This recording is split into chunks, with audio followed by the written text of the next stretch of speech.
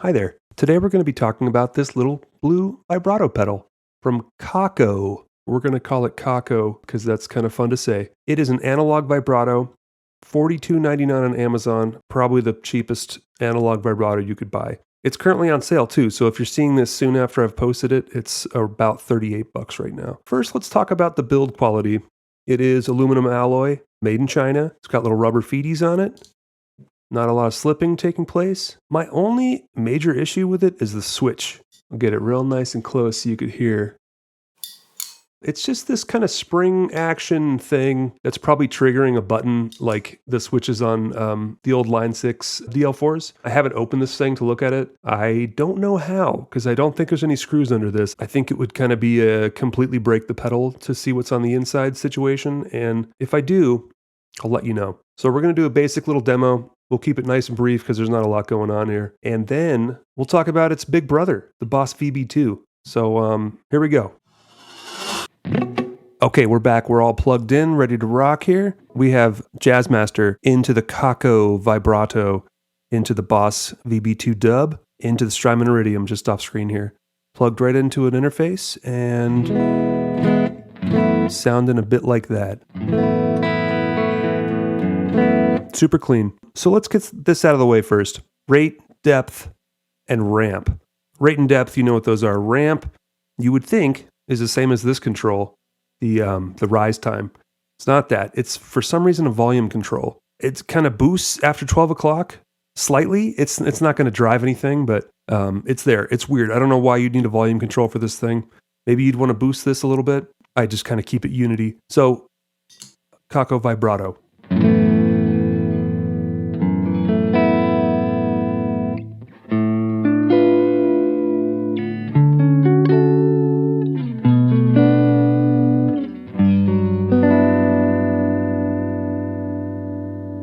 Let's get this out of the way first. I've got them set kind of at the same depth and rate here.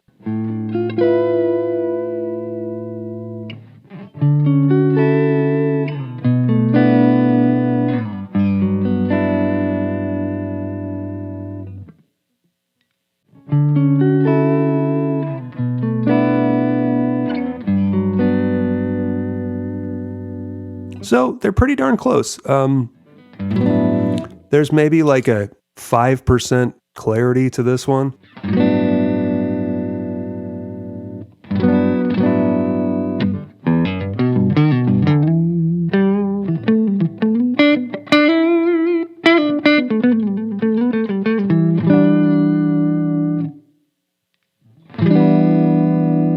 All right, but let's focus on the old KOKKO here. Let's say the word KOKKO over and over again. So this control labeled ramp, let's hear this thing. Let's get the depth all the way out. All right, ramp control.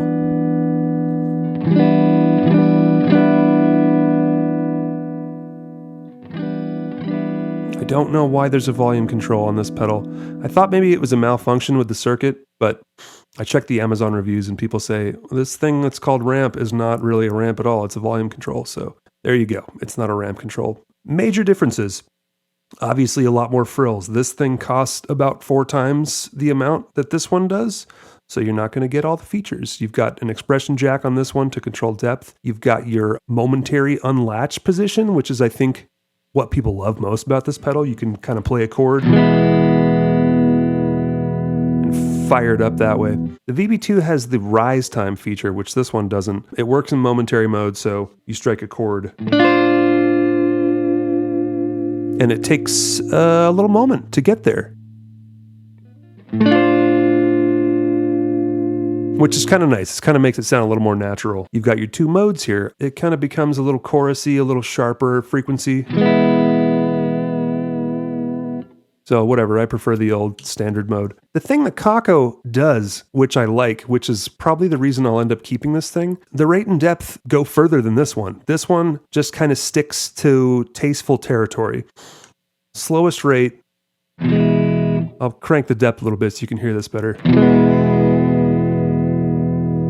The slowest rate on the VB2 is not that slow, weirdly enough. It's very tasteful. It's kind of what you would use for, a song.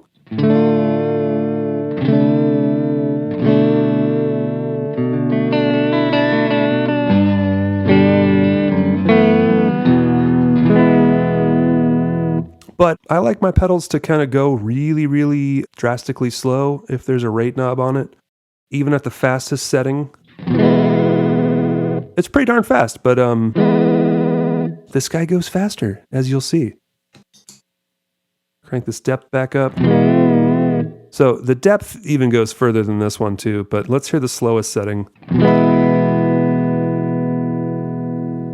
So the slowest position of this knob kind of turns the pedal off, it seems like. That's what you get with $40 pedals, but it does work very, very slowly. Would you ever want a rate to go that slow for a vibrato pedal? I don't know.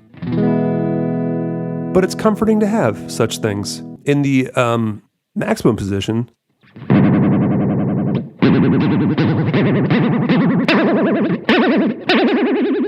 it sounds like little cartoon goo balls bouncing back and forth.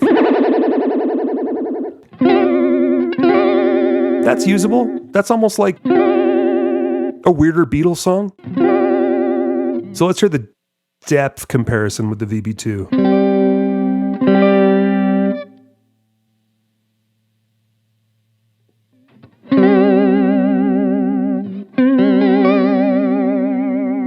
So that's with the depth maxed out on this guy. It's good, you know? That's as far as I would go. If I was playing like a live show, I wouldn't want my depth to be much more than that.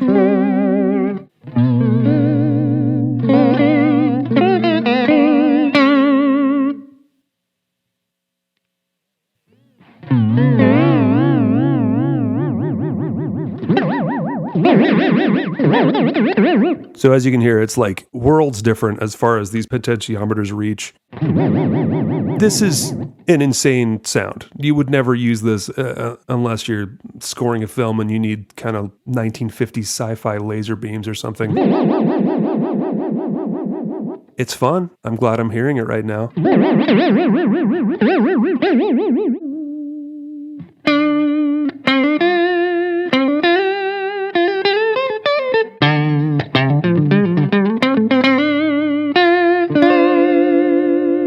Anyhow, is this the VB-2 killer?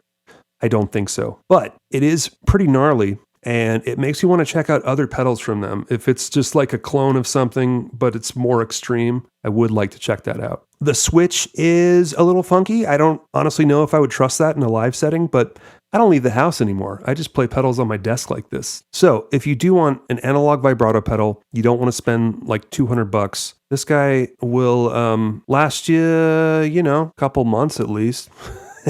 I've only had it a little while, so I'm not going to attest to it being super durable and sticking around for very long. But so far, so good, and I think it sounds pretty good. That's it. Let me know if you want to know anything else about this pedal. I'll gladly answer some questions. Just for kicks, let's hear both pedals on.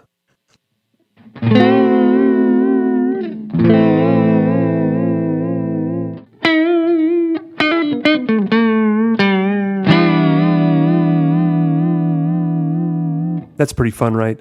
Okay, bye.